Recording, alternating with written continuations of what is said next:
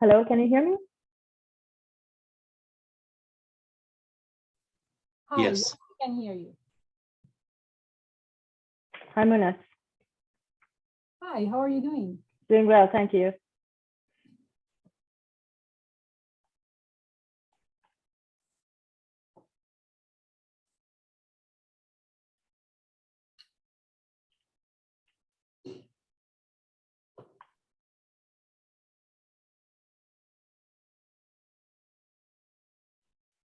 So, Munas, when do you want to start?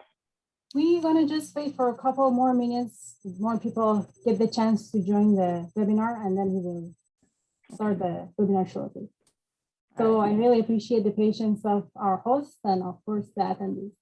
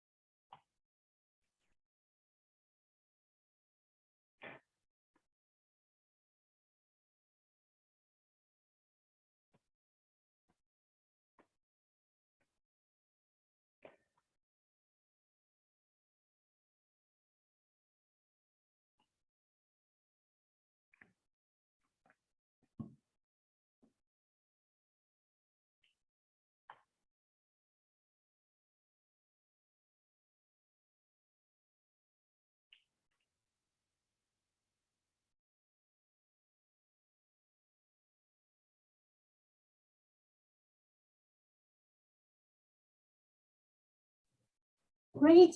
So I believe that we can start the webinar. I really appreciate everybody who signed up for this webinar. And I, of course, appreciate our host, Dr. Ghazal Izadi, to join this webinar. So first, we go to a short biography of Dr. Izadi, and then, of course, she's going to provide you very useful information through this webinar. And of course, during the presentation, you can use the Q&A chat, and we have a QA section and we have the chat section. So you can post your question over there. And after Dr. Izadi's talk, we can go through those questions and hopefully you get your answers.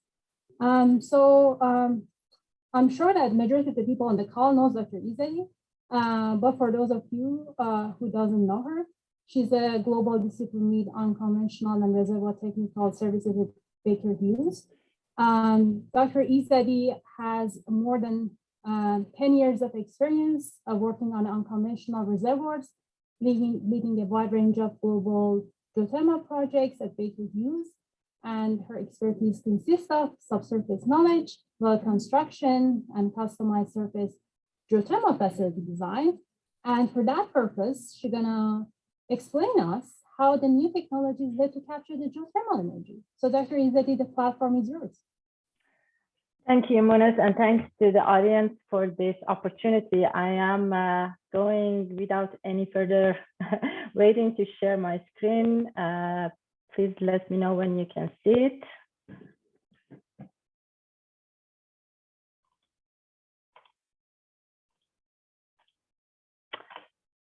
All right, can you see my screen? Yes, we can. Excellent. So good morning, good afternoon, good evening. It's great to be here. Welcome to this geothermal webinar. I'm excited to be here today to give a presentation on how new technology lead to geothermal energy capture. So my name is Ghazal Izadi. I am Senior Global Advisor for Geothermal and Unconventionals from Reservoir Technical Services in Baker Hughes. I also would like to thank Munas and Geothermal Rising Student Committee for organizing this webinar and being here with you today. So I would like to encourage you to post your question, and hopefully in the Q&A session, we can address those questions. So let's start with use of geothermal resources, which is determined by a type of geothermal fluid, or brine, hot water, brine, steam, rate of fluid flow, temperature, chemical and pressure components. in general, we have two main applications for geothermal. One is a power generation, which requires hot volcanic resource system. And by rule of thumb, we say the temperature higher than 150 degrees C. And then space heating and other direct use, which is require lower temperature system, basically. So these are the two categories of the geothermal applications. So on the right-hand side, we show the temperature map of the global projects. Hotter color shows the high enthalpy or high temperature resources, and cooler color shows medium to low enthalpy resources. In terms of installed capacity for power generation, we see around 17 gigawatts, and for direct use around 6 gigawatts.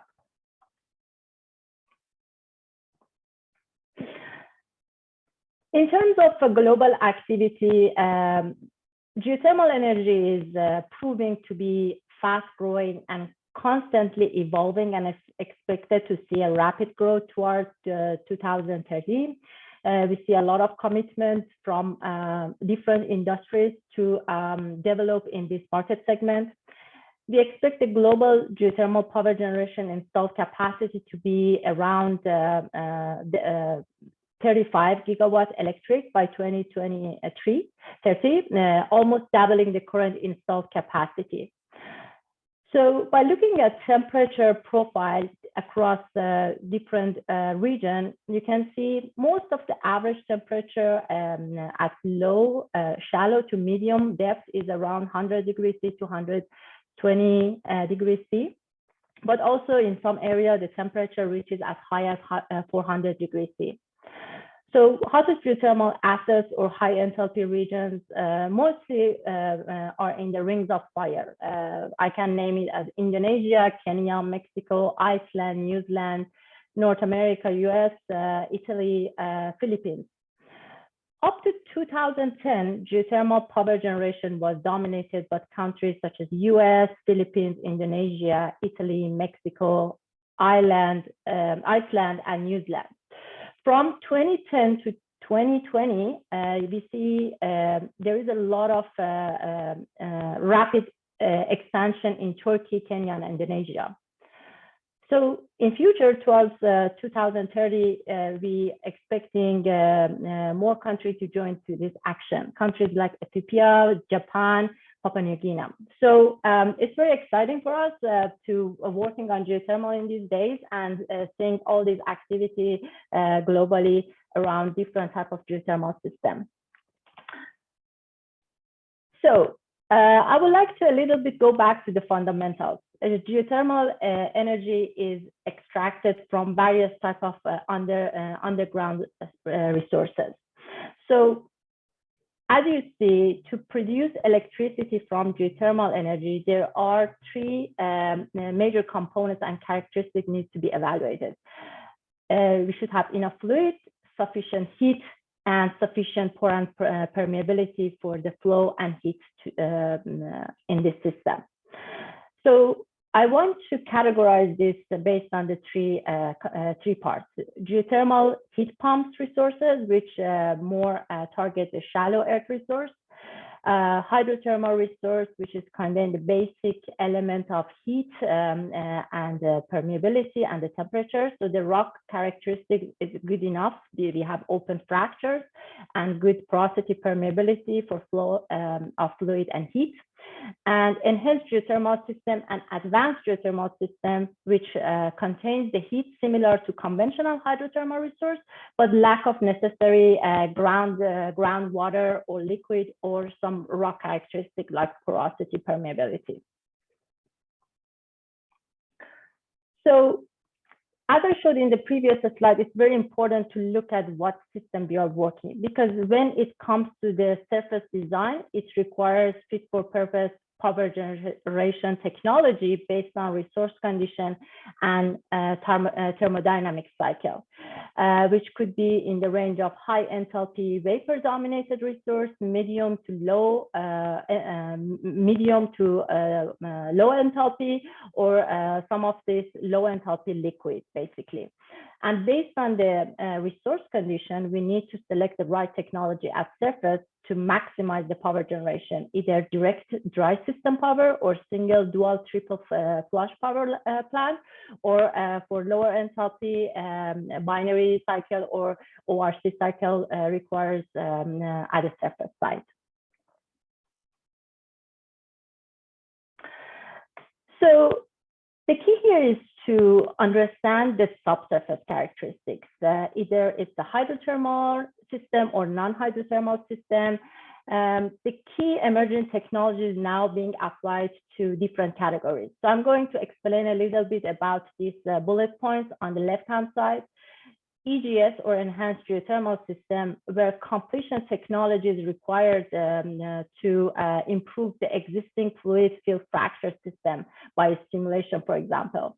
On the supercritical geothermal system, where the temperature and pressure is high when we are targeting deeper section of the resource.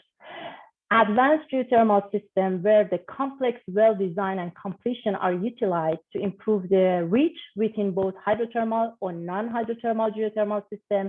And these new well designs may include lateral wells or multilateral wells, U-shaped wells, circular or complex trajectories. The other category is mineral exploration. So especially for lithium recovery, which is a new and emerging field, extracting lithium from geothermal brine. So the base of advanced formation evaluation includes understanding the time lapse of the temperature, pressure profile, and measurements for true formation temperatures and pressures, lithology, igneous petrology, depth, thickness of the geothermal resource, also fracture porosity, permeability, fluid and gas saturation.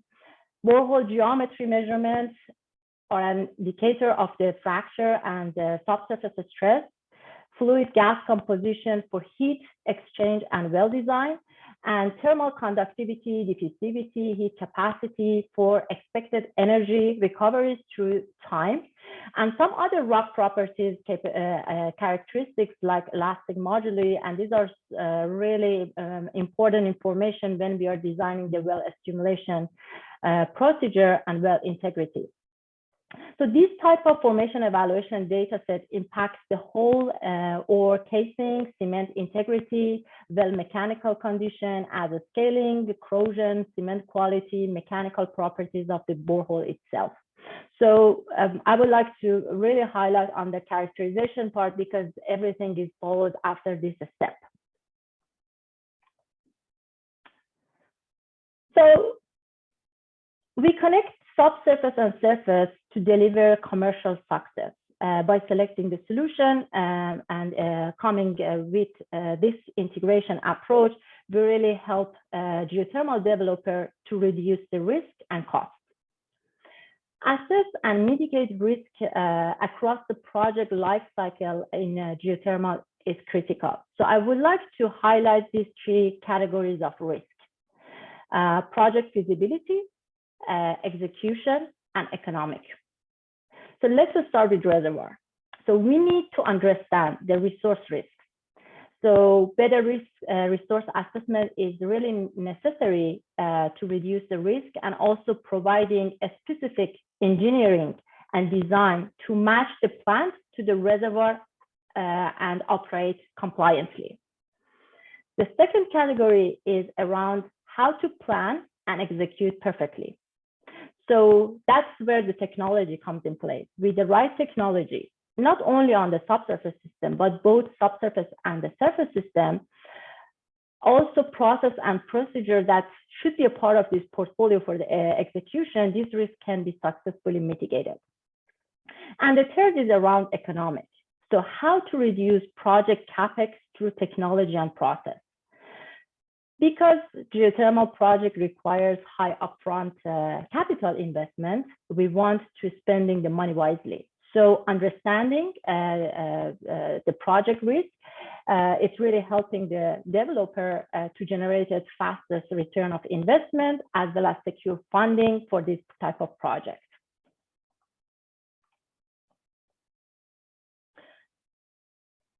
So here I want to show you that how in this integration bring us another approach, this innovative approach, and what is the difference between looking at the geothermal project holistically versus the traditional approach. So we need to focus on outcomes. I like to again emphasize on the value of this type of view for geothermal development.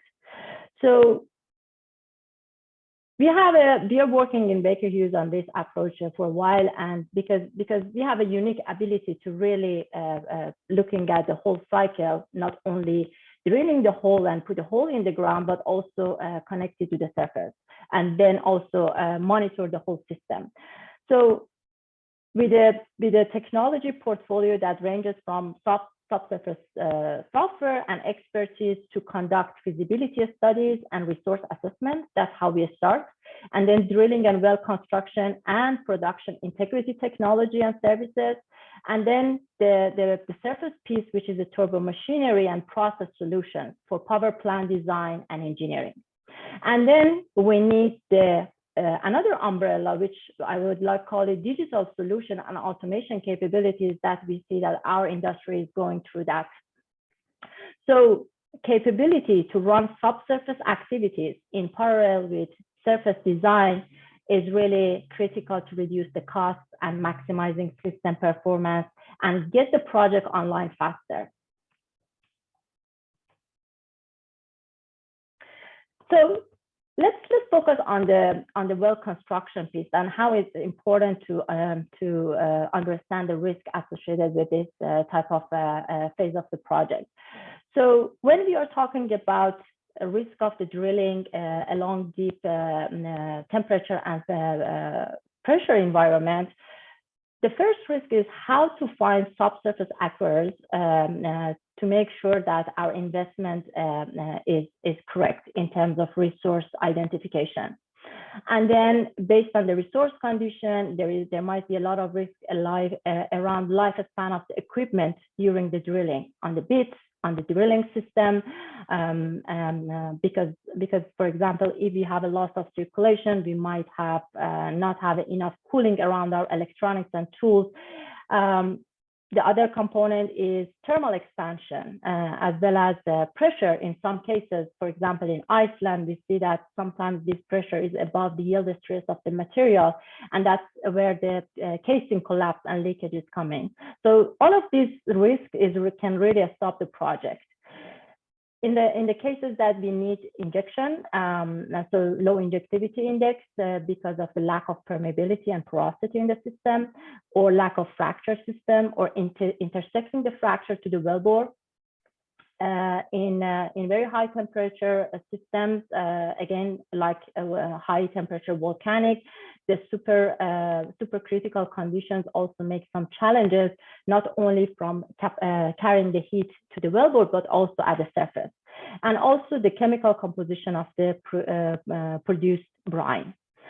So by knowing and understanding this risk, we need to coming with a mitigation plan. So it requires a multidisciplinary team of geoscientists and engineers to look at different aspects of this risk.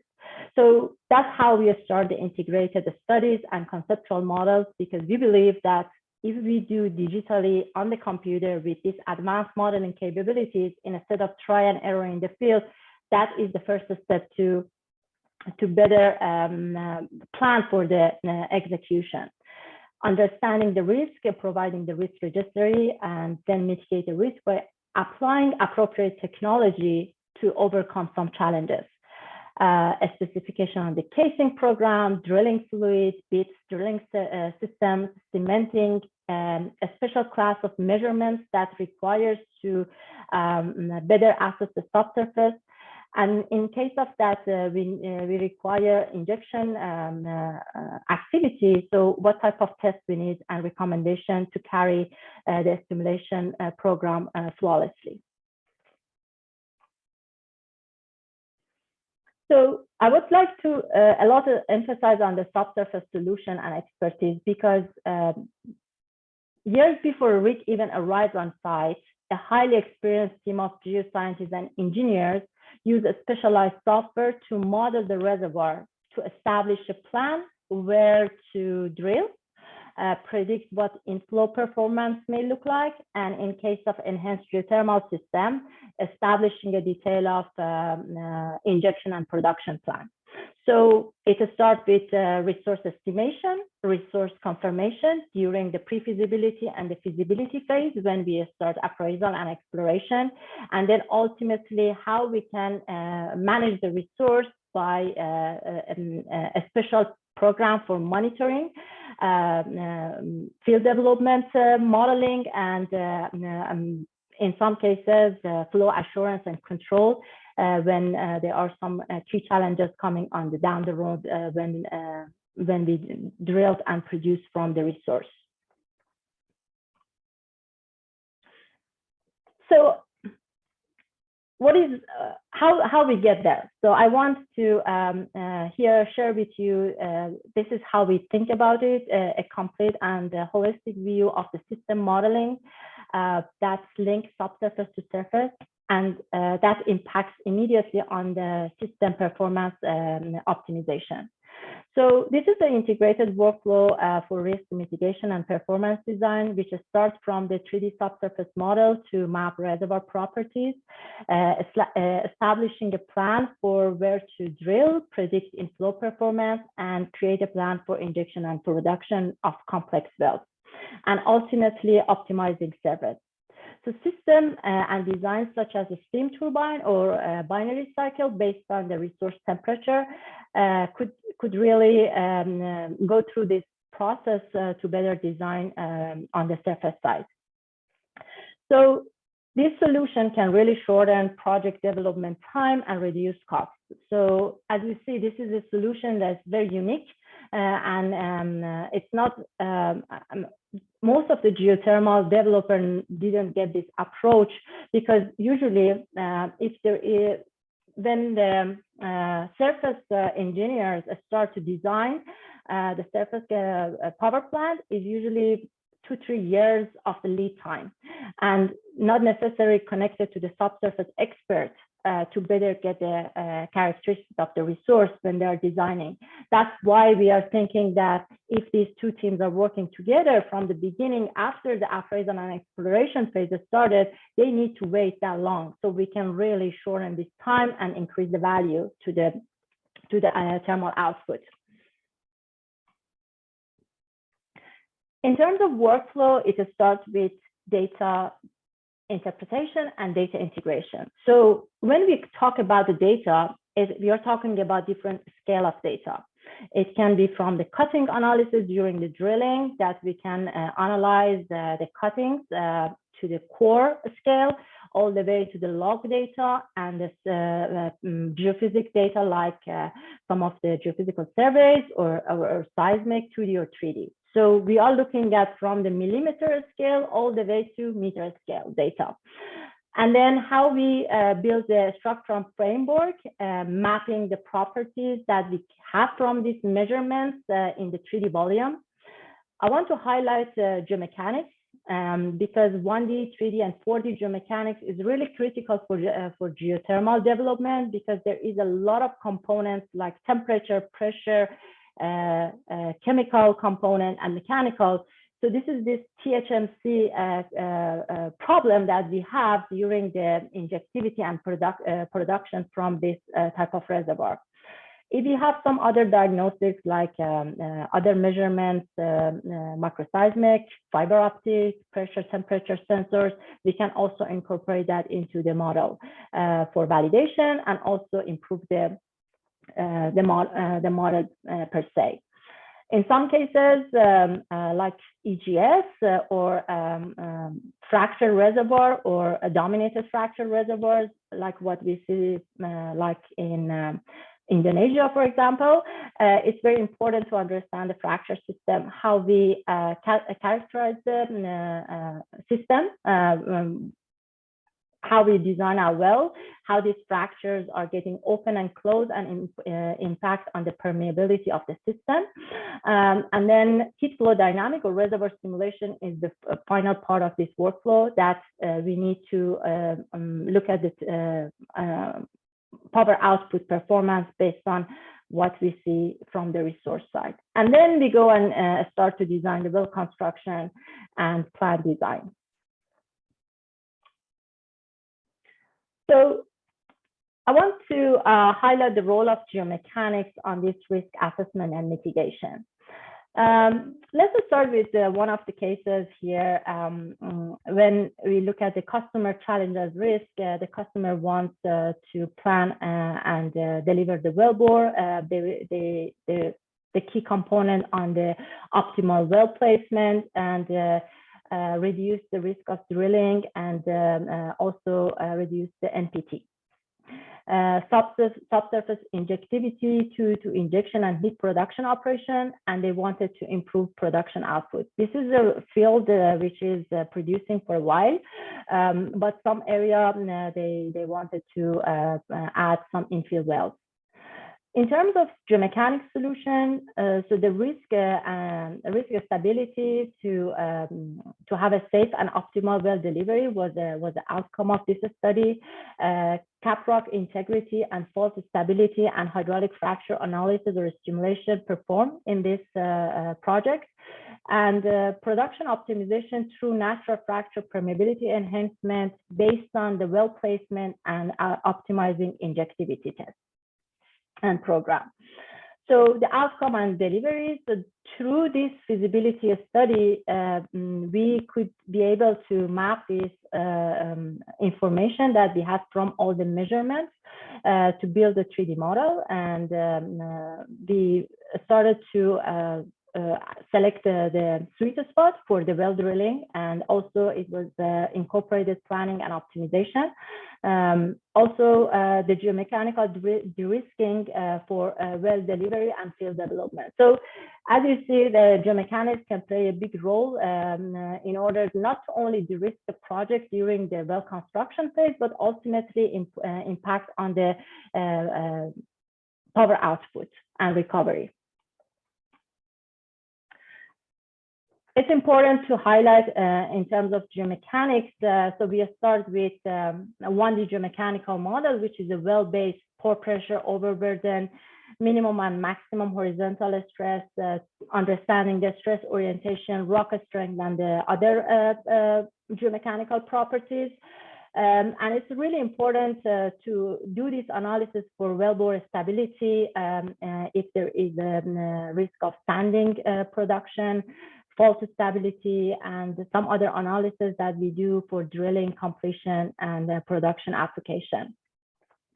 So from 1D, we go to 3D and 4D. The 4D finite element modeling is very important because this is typically applied to more complex and high-end applications such as field compaction, subsidence, caprock integrity, stress perturbation to the salt creep or dynamic fault stability along wellbore integrity.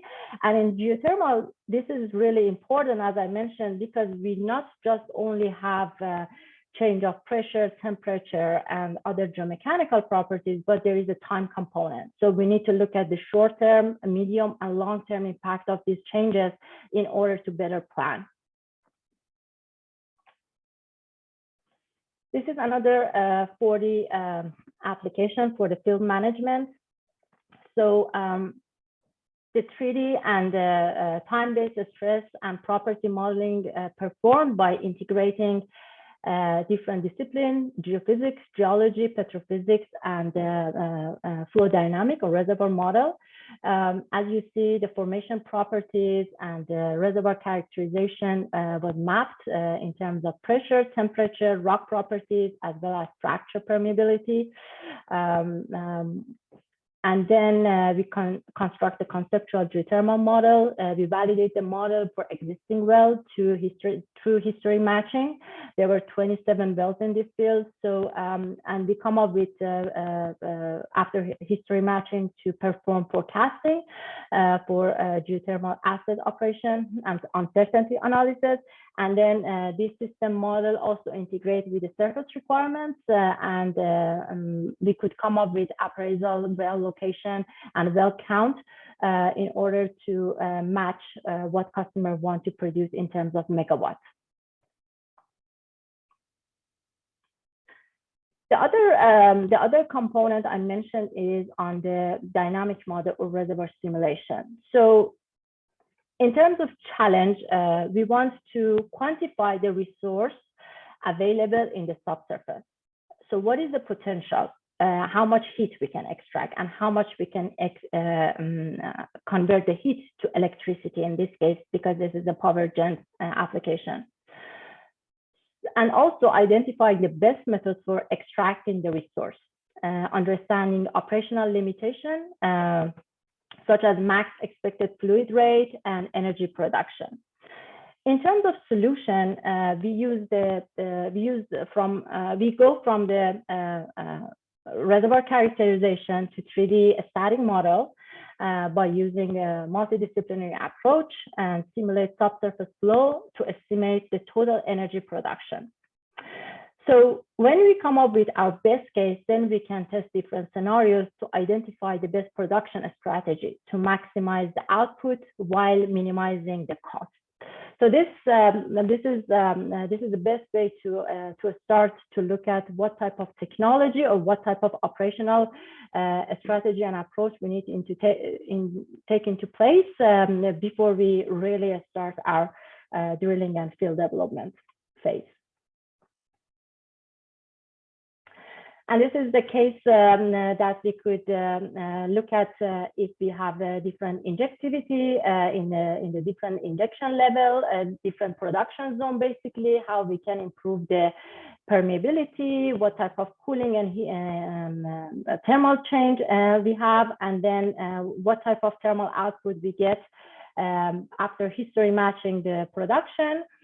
We could start to run different scenarios to improve the thermal output, and also link that to the surface design in terms of type of plant, power output, and the capacity, temperature, pressure, as well as some of the fluid composition that we expect to see from the subsurface. So we identified target sweet spot for well drilling and field development in this case. We identified risk by tracking geomechanical and drilling risk along with the geologic hazards because it was fracture dominated reservoirs. So it would be very important to understand the fault and fracture, and during the injectivity, what type of geohazard risk we have. We optimize the well design, and in this case, we could save customers 10 million by reducing the number of wells they need to drill in order to match the production based on the power generation they expected.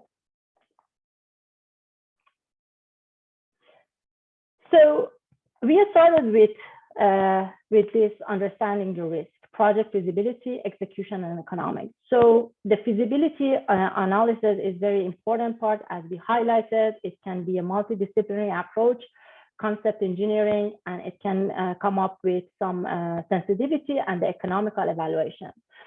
Then it goes to execution. So what type of technology on the surface and subsurface can be provided, and then ultimately how we can reduce the cost and increase efficiency and improve production output. So when it comes to execution, this is the following pre-job planning to ensure flawless execution. Basically, you get the information you have from feasibility, you have a better understanding of the subsurface, then you start to do your dynamic temperature modeling, bottom hole assembly modeling and selection, some inspection and testing on the equipment, operational personnel training, and also constant communication. So during the execution phase of the operation, that is how the drilling parameters roadmap and drilling fluid program to ensure circulating temperature is maintained in place, and also understanding the operating envelope of downhole equipment. So the subsurface team and the engineering and execution team need to work hand in hand. And after the job is complete, best practice are captured from engineering data and maintenance inspection report to make sure the next well or next project can be optimized for greater performance and reliability. So this is a learning curve, and when we are going to apply our learning to the execution practices, we can accelerate the project performance outcome and reliability. This is an example of one of the case studies that we integrated well services drill by completing 10 multilateral geothermal wells in remote location to deliver 60 megawatts in Nevada. The challenges was that how we can drill as few multilateral wells as possible to reach to 60 megawatts. Efficiency, cost, and also the logistical challenges because of it was a remote lake site. So how we go from understanding the customer challenge to design the solution. Again, it starts with reservoir characterization, but conducting data acquisition to identify production targets. In this case, we deploy a VertiTrack automatic vertical drilling system to ensure a perfect vertical well path during directional drilling. And then the hybrid drill bits, which is help us to extend the drilling length from the typical curve section, and also saving trips and eliminating runs to switch from roller cone to PDC in this case. So you can see that it's not only one component, so we need the integration between the drilling system, drilling fluid, and bits. So we drilled 10 multilateral wells, and we could bring the lower the cost of the project by deploying new bits and multilateral technology, 100% perfect HSE, and also zero NPT. So that was a good example to show that how the execution team and subsurface team can work hand in hand to make it successful. I would like to conclude this webinar. I hope it was helpful, but the emphasis is that about the flawless execution across the geothermal asset life cycle, which directly impact on the cost and efficiency of the performance. So it starts with evaluation, understanding of geology, geomechanics, petrophysics, geophysics, importance of subsurface modeling, validation of the resource, boundaries and potential, technology and solutions that can optimize drilling and production success while minimizing the risk, monitoring and production diagnostics, which is important to improve the performance, model reservoir evolution, flow assurance control. In some cases that we see that the production is not meeting the expectation, we might bring some wellbore intervention and some other production enhancement solution, and then design a field expansion based on what we learned from our modeling, and then also bring a validation and diagnostics before we perform field development plan. So I hope that was helpful. I think we can open up the session for Q&A. Once again, thank you so much for being here and listening to this presentation. Oh, we really appreciate you for taking time out of your busy schedule. We already have actually 3 questions, but let me start from my own question. I know that one of the current research topic in the geothermal world is supercritical geothermal system. So are we in that stage in regard to the technology to be able to predict the risk of the long-term injection in these systems? Munas, that's a very good question. I think the first way to look at it is that how much do we know about this supercritical volcanic system in terms of the resource characteristics? Do we have enough information? Do we have enough data to understand the rock physics interaction, the phase changes in this supercritical and then you are bringing some other components, like when you want to artificially engineer the reservoir and create a stimulation, because you you might need to use the fracture system for the open loop system, or if we are talking about closed loop system, do we have enough conduction, convection? So it all goes back to that, how much knowledge we have, and then what technology we have today, right? Because sometimes when we are talking about high temperature, we say, oh, our tools might not perform, but there are different operational strategies we can put in place in terms of cooling, in terms of risk mitigation. We talked about loss of circulation. We talked about understanding the geochemistry of the system. So we see today, for example, after they start to drill in Iceland volcanic system, the corrosion impact on the equipment during the drilling is huge, right?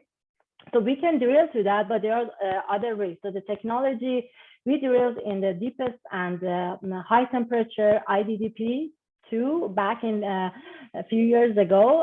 It was above 300 degrees C, so we drilled that, right?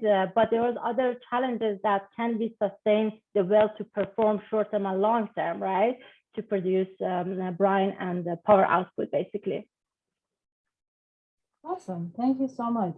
So Herman asked, does your FB modeling consider the dynamic thermal component? Thermal component? Yes. Yes. So the 4D model is really looking at the like a coupling of thermal, mechanical, which is more related to the geomechanics of the rock, rock properties and stress, as well as some structural changes like permeability, like fracture aperture due to opening and closing because of the injectivity index change, as well as fluid flow, which is more related to changing the rate or type of fluid that we're using during the injection in terms of the fluid component and chemistry of the fluid back into the reservoir after we extract it at the surface. Great. So Daniel said, great summary of what is needed to develop geothermal resources effectively. Can you comment on the environmental implication of typical geothermal development and strategy dealing with produced fluid, induced seismicity during the development and also during production? Very, very good question, because if we talk about the environment, the first thing comes to mind is induced seismicity. So when we are making man-made earthquake, by injecting the fluid in the subsurface, we are reactivating the fracture fault system, and then we see the micro earthquake, or in some cases, earthquake in the range of 2-3. If you heard about last year, some of the project in France was stopped because of this high magnitude of earthquake. So that's why I think geomechanics is playing a critical role to understand the fracture system and how we are reactivating them under what condition. And it's not only around induced seismicity, it's also about our footprint. When we are talking about EGS, for example, how much water do we need, right? How much water supply do we need? How we can make sure that we are reducing our footprint in terms of CO2, right? So that's why we are talking about remote operation. We are talking about electrification, and also how we can better come up with some of our machinery and equipment to make sure that so these are also part of the environmental impact, in my opinion, that we can make sure that we address that for geothermal as well, like other industries. You're on mute. Yes, thank you. So following up on that question, I guess that Louis asked that when you're talking about the process of injection and production fluid at depth, which stage that would be practical? Is it the project operating stage, or should we consider that at the project feasibility stage? So I think most of these, when we are doing pre-feasibility, usually we have a limited knowledge, right, in terms of understanding the data. So we need to see that where we stand in terms of data availability. In some cases, or in a lot of cases, we see when we start a pre-feasibility for resource estimation, we only have some surface surveys. right? And it's not really measurements from the downhole. So then we start to drill the wells. So as much as we have more information from downhole and measurements that we can confirm the resources there, then we can start to look at the injectivity. And most of these modeling scenarios we do during the feasibility studies is to make sure that we all look at it holistically. We are not just focusing on the well needs to be drilled, but ultimately what is the potential. And it's an iterative process because you drill your wells during exploration, you get a little bit knowledge, you go back and you update your model. When your field activity is progressing and you have more information from downhole, your model is much more updated and you have more accurate. So you have decision-making power how you want to change your engineering parameters instead of doing that blindly. Great. So Emily asked that the DOE just announced a $20 million investment in geothermal drilling. How will Baker Hughes use this to improve drilling success? Is the size of an investment too small? So it's a very good question, because when you look at the you look at this green project that is developing around the globe, right? In the area that we never had a geothermal well. I can name it like Uganda or some part of North America or Canada or some other part of Europe, that we believe that the temperature is there. Again, it goes back that what type of system we are working. So today you see that there are sedimentary type of setting that we can find medium to low temperature, but still, if we have the right technology at the surface, we can produce from that, right? Or when we are talking about, then you need to see that, okay, how many wells I want to drill, what is the cost of my drill based on the risk that I'm going to associate, and how much megawatt power I want to produce. If I drill one high temperature well, I can reduce the number of wells. Instead of 3 medium wells, maybe 1 well is enough, right? But the cost is, so that's why we need to look at the techno-economic evaluation to see that what is the target output for the geothermal resource, what are the risks that we know today, and how that risk reflects on our economics, basically, and the cost, and then ultimately the return of investment. So 20 million to me is a good amount of money to start with, and there's a lot of projects as we start exploration, and that's a good way to look at it. Sure. So Dollar asked, do you have any ongoing project related to this subject? I'm not quite sure what subject, but maybe the new technology that you were discussing about. Can you ask the question again? So Dollar asked question, do you have any ongoing project related to this subject? Yes, oh, of course. So let me tell you a little bit about Baker Hughes. So in terms of geothermal, this is not new to us, right? So if you go back to our history of geothermal drilling, it goes back to 40 years ago, right? So we are drilling we drilled more than 1,800 wells in 25 countries. But what is new about now? And if you listen to our CEO 2 years ago when he came with this new energy frontiers with geothermal is part of that, and the commitment from the organization to have a dedicated team to work on geothermal projects. We are not only well construction company like other service companies. We have the surface component, which is providing the steam turbine ORC for the power generation section. So now we can really work as a one integrated team, and that is the pre-feasibility and prospecting is coming into place when we want to invest in this market globally and see where is the right place for Baker Hughes to start to invest. We have different commercial models now, different investment models, different technology to deploy. But our present is going from the discrete service to more holistic and integrated approach in geothermal market. I'm so happy that I'm part of that, basically. Okay. So Payam asked, which technology of the following do you think are or has the most impact on the global geothermal energy production? Project like closed loop or deep drilling technology?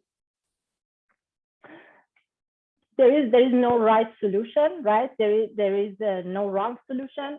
We need to adopt the solution based on the system we are working on, right? So we are working in some projects that open loop system and injectivity between injection and production makes sense because we have the right resource conditions. In some cases, when we don't have the right permeability, but we have a good heat, maybe closed loop is the solution. We need also to look at it, what type of market segment we are addressing. Is it for direct use or is power generation? So there is no wrong or right. I think for each technology, there is application, but we need to see that how this technology deploy and apply based on the resource condition. Great. I believe that we have one more question in the chat box. So Cesar asks, what do you think about the repurposing inactive oil and gas well to harvest geothermal energy? Which consideration do we need to take into account? That's a very good question, and this is something that I believe that it would be play a big role on the geothermal mix, right? Because by looking at the number of oil and wells that needs plug and abandonment, or they are not meeting the expected production, but in some basins we have good heat and temperature at that reservoir level, or maybe we can have a sidetrack and drill deeper. So these are the good targets because we already invested the construction costs. So we need to see what technology can improve and make sense to deploy. And maybe closed loop system is the way to go when we are talking about repurposing and retrofitting the oil and gas wells or some other wells. But again, it requires to understand that what is the current well condition, what type of advancement we need to apply in those wells, do we have the resource condition, and ultimately what is the outcome, right? What is the objective function? So I believe that there is a lot of opportunity in the future to work on the repurposing of the oil and gas through a closed loop system. Great. So I cannot see any more questions on chat section and a QA section. So Dr. Izadi, I really appreciate you on behalf of the GR Student Committee for taking time to speak to us today on this very important and interesting topic, because I know that there are so many people who are doing their research on this topic, so it will be very helpful for them. And I believe that if you check the chat, they are looking for on-demand version of this presentation. So we hope that you can join us again. Before leaving the webinar, let me quickly share the screen with everybody, and because we have also some ongoing events. So first of all, you can get involved on our social media platforms through different platforms. We have the Twitter account, Facebook account, YouTube account, Instagram, LinkedIn. And as you may have noticed, we recorded this presentation. So we're gonna post that shortly on our YouTube channel. And this is our link if you would like to help us and support us to have much more presentation and support the student committee. That would be really helpful to us. And in addition, we have a workshop fundraising event in March 14 to 16. It would be about the applied geothermal data analysis, simulation and technologies. And we have a great instructor around the world. So I really encourage everybody to join to this event and register for that. So as you see, the link is available on the Geothermal Rising website, and also it's over here. So if you have any question about these events, please contact us, and we would be very happy to help you out with the whole process. Being said that, I really appreciate everyone, and I hope that we can see you in our next upcoming events. Thanks, everyone. Thank you for the opportunity again.